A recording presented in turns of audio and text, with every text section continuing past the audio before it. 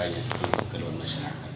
Tapi dengan adanya regulasi baru ini, bahwa ketersediaan pupuk ke masyarakat itu tidak akan berkurang lagi. Nah, bagaimana dengan Dinas Pertanian Provinsi NTT menyikapi ini, dan ketersediaan pupuk di NTT sejauh ini posisinya seperti apa? Baik, makasih. Yang pertama, terima kasih sudah hadir sebagai mitra nih. Kita kan sering menjadi bagian dari itu dan sebagai menyampaikan informasi publik.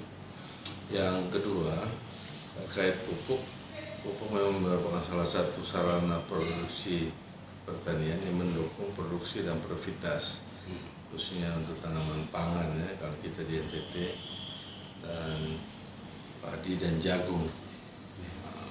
Kondisi saat ini kita berterima kasih juga ke Menteri Pertanian nih, karena Menteri Pertanian membuat terobosan terhadap regulasi, aturan, serta memotong mata rantai distribusi penyalur dari sisi administratif dan penyaluran di lapangan.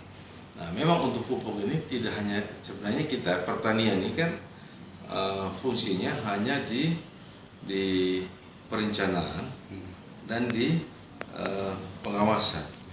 Jadi dari sisi pengadaan, dari sisi ini pelaksanaan dan penyaluran itu sebenarnya ada di distributor dan perindak nanti. Nah, sampai dengan saat ini, oleh karena itu kita Menteri Pertanian bersama dengan kita kan sudah ada Menko Pangan nih, Menko Pangan yang membawahi beberapa KL, kementerian lembaga yang menangani kemakmuran termasuk pertanian. Pupuk kita di NTT sesuai dengan data yang menjadi kuota kita. Kuota pupuk di NTT itu di tahap kita sampai saat ini mencukupi. Pupuk ada pupuk subsidi dan non subsidi. Nah, pupuk yang kita sediakan bisa pupuk subsidi. Nah, pupuk subsidi yang untuk sampai di petani yang kita bilang tadi dengan ada yang terobosan Menteri Pertanian kan dulu itu semua harus ya ini regulasi mulai tahun depan sebenarnya kan harus ini mata rantai itu panjang. Kemudian harus pengajuan dari kelompok dari KK. Kalau kita sisi dari pertanian kan kita T-1 tahun sebelumnya itu para penyuluh kita dan kelompok tani membuat RDKK, rencana definitif kebutuhan kelompok. Rencana definitif kebutuhan kelompok, dan setelah itu disampaikanlah ke Kementerian Pertanian, dan di sana Kementerian Pertanian bersama distributor dan perdagangan memberikan kuota. Secara umum saya bisa gambarkan begini, Indonesia sebenarnya kebutuhan pupuk itu 24 sampai 25 juta ton. Tapi subsidi pemerintah pusat itu hanya 9,5 juta ton. Berarti kurang sekitar ini 15 besar.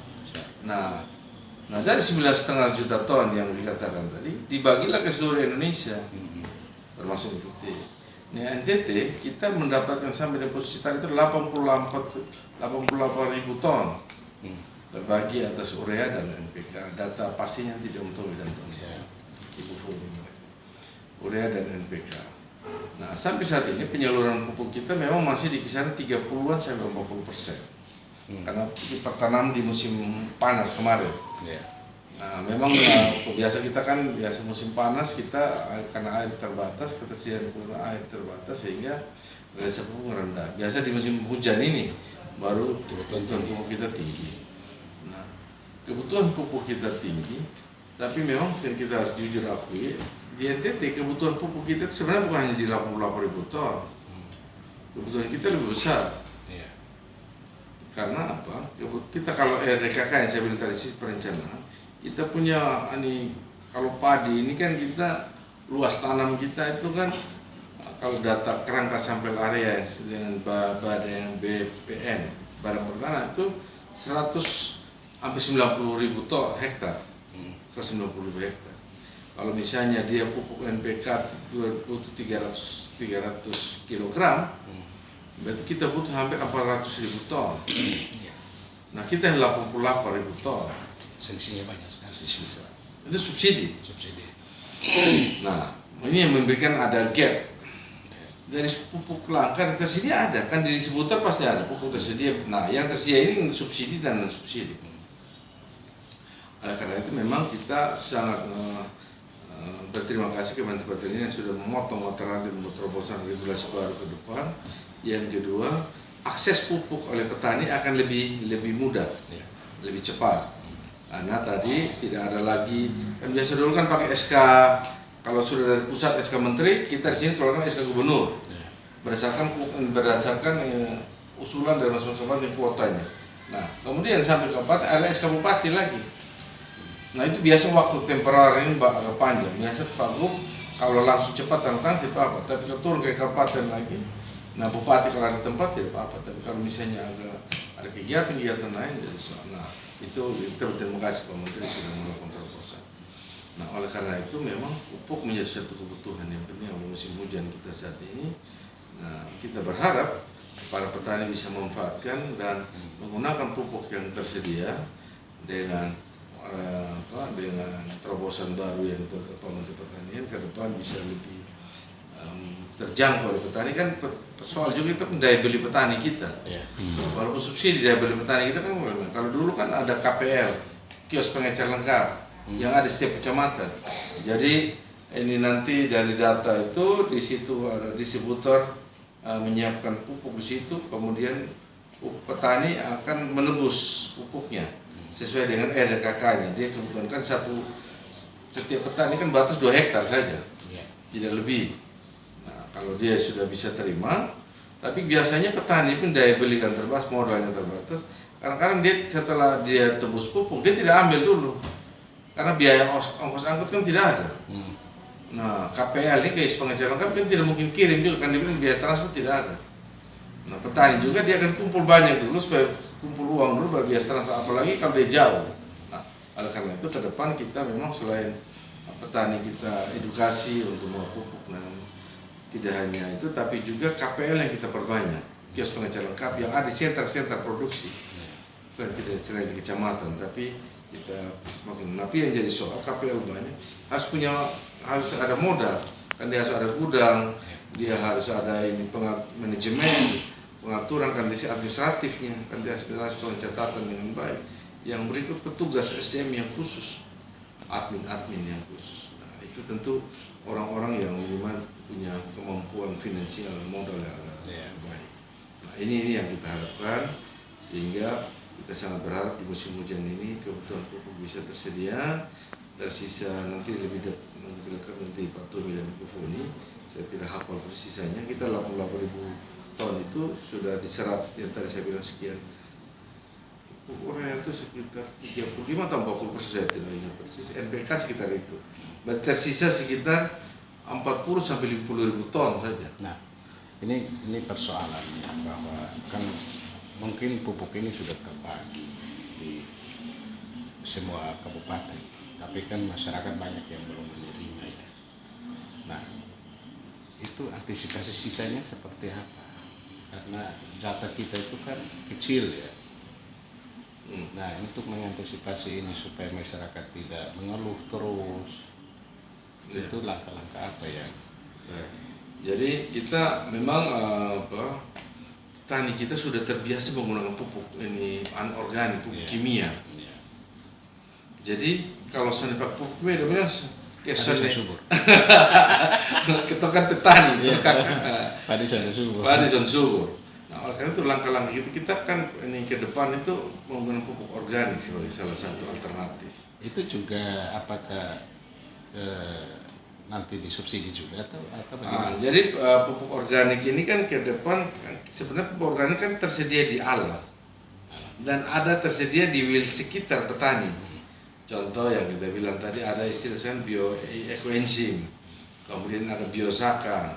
Itu yang dari rumput-rumputan yang ada di sekitar petani. Kemudian ada nanti pupuk yang ini organik yang dari lingkungan sekitar petani, tanaman-tanaman yang bisa digunakan, kompos, pupuk kandang misalnya, untuk lebih memperbaiki unsur hara tanah supaya dia tidak jenuh oleh kimia. Kalau jenuh kan berpengaruh ke lingkungan juga nanti ke depan. kita tahu ramah lingkungan, kita tahu ke depan jangan sampai kan terlalu banyak kimia, akhirnya nanti dia menjadi suatu saat tuh akan timbul ini penyakit, kemudian timbul ini hal-hal baru yang kita tidak pernah perkirakan sebelumnya.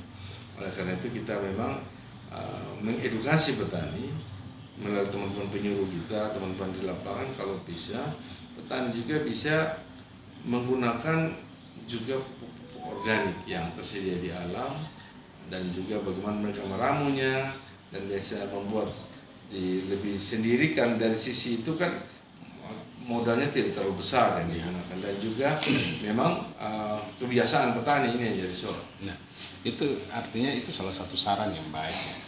Sebab kita pernah menulis satu perusahaan juga akan memberikan pupuk gratis untuk yang organik. Tapi yang terkadang petani ini merasa bahwa proses dalam menggunakan pupuk organik ini pertumbuhan itu lamban. Nah, sehingga mereka cenderung ke pupuk organik kimia organik. Nah, jadi ini yang kendala. Nah, tantangannya kita dari pertanian sendiri ke masyarakat, mengedukasinya seperti apa supaya mereka ini mau menerima. Jadi memang kita petani kan kita orang Kristen, Kristiani, melihat baru percaya. Thomas mesti ada bukti tuh. Jadi tadi kakak sudah ngomong, dan karena dia menjadi selera kebiasaan. Sebenarnya kalau pupuk organik itu dia punya kondisi tanah akan diperbaiki, unsur hara tanah diperbaiki, kemudian juga akan memberikan kesehatan lebih bagi kita yang mengkonsumsi produk yang dari hasilnya. Yang kedua itu edukasi. Yang kedua yang kita bilang bahwa kita ingin ke depan meningkatkan ekonomi petani supaya bisa membeli pupuk di luar. Kalau kuota non subsidi kan terbatas nih. Selain kita untuk organik, kita ingin juga ekonomi petani bisa naik, supaya dia selain membeli pupuk subsidi menebus, tapi dia juga bisa membeli pupuk non subsidi karena ketergantungan dia ke situ tinggi. Oleh karena itu kita menyampaikan kepada mereka yang cepat ekonomi berputar itu horti, tanam hortikultura. Jadi dengan lingkungan, dengan lahan kita yang terbatas, kalau padi sawah, jagung kan butuh minimal agak besar, baru kita dapat pelimpahan gandaan ekonomi. Kalau dengan horti, kita punya lahan yang 2-3 area, 4 area kita tanam ini kangkung, 3 minggu kan sudah panen nih. Sawi 3 minggu sudah panen. Itu sekarang kebutuhan itu menjadi kebutuhan yang besar, apalagi di tengah-tengah kota dan di mana-mana.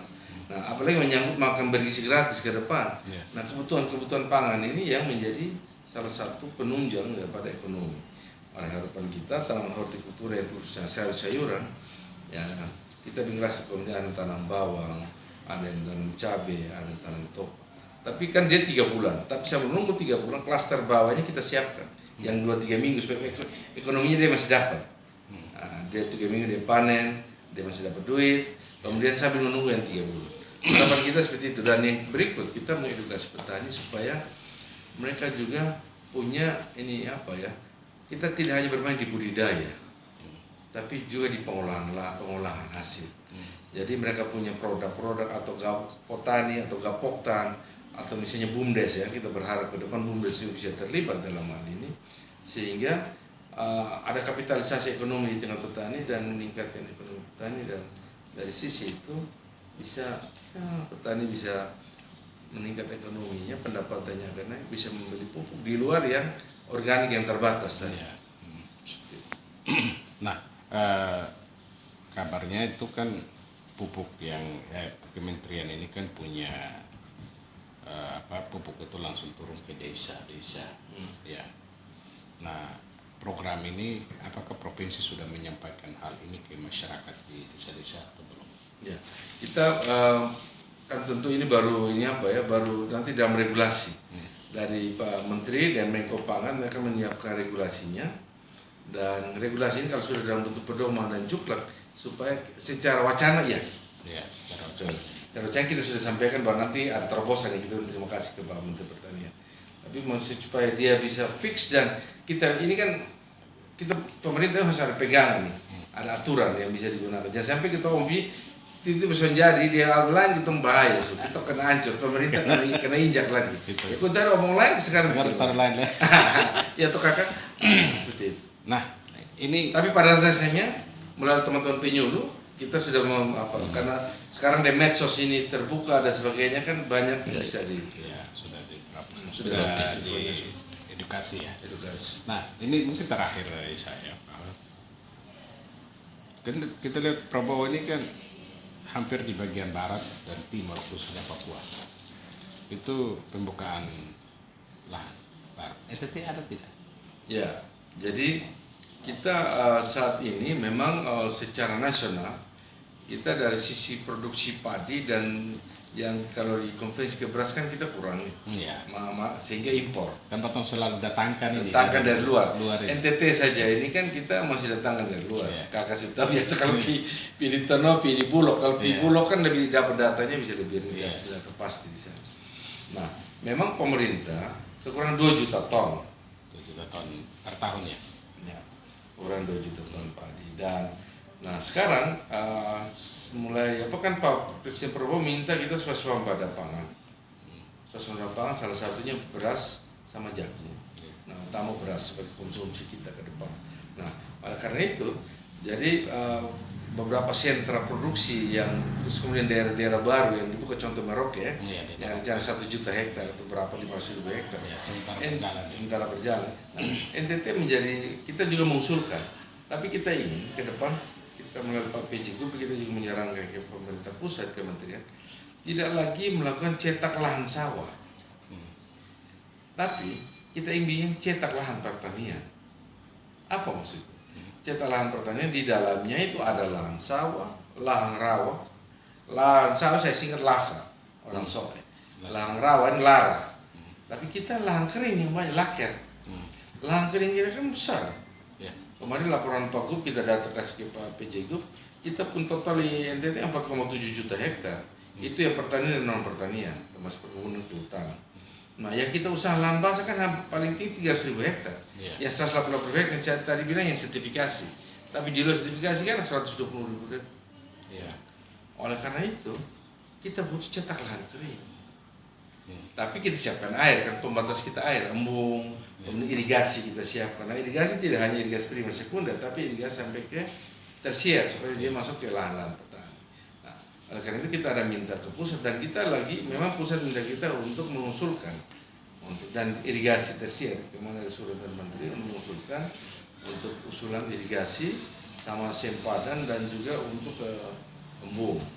Nah, ini kita lagi minta teman-teman kabupaten melalui Pak Bupati kemarin rapat high level meeting di Pak Gubernur menyarankan ke semua bupati, kami juga menyarankan secepatnya sehingga tahun depan tuh eksekusinya bisa segera, terutama daerah-daerah sentra, daerah-daerah yang kapitalisasinya itu bisa ini mempercepat. Takutnya begini, mereka mengusulkan kabupaten bukan daerah yang waktu lebih panjang, orang lebih banyak. Nah, di situ ada orang kita cari petani dari luar, mobilisasi lagi. Nah, ini yang kita harapkan sehingga betul-betul nanti mereka di kabupaten dan kita harapkan betul-betul dia